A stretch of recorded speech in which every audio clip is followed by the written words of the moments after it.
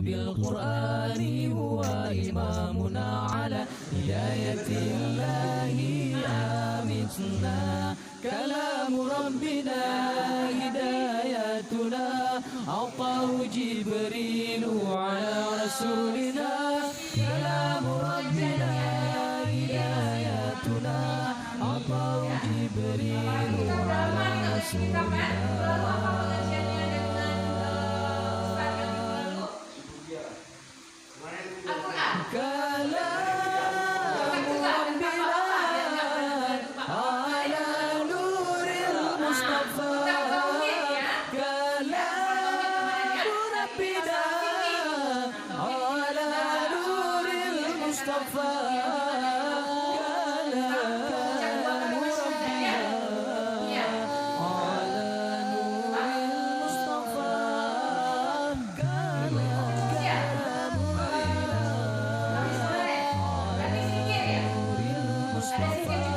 Kekalkan Al-Quran sebagai imam kita, semoga menjadi petunjuk bagi kita. Kekalkan Al-Quran sebagai imam kita, semoga menjadi petunjuk bagi kita.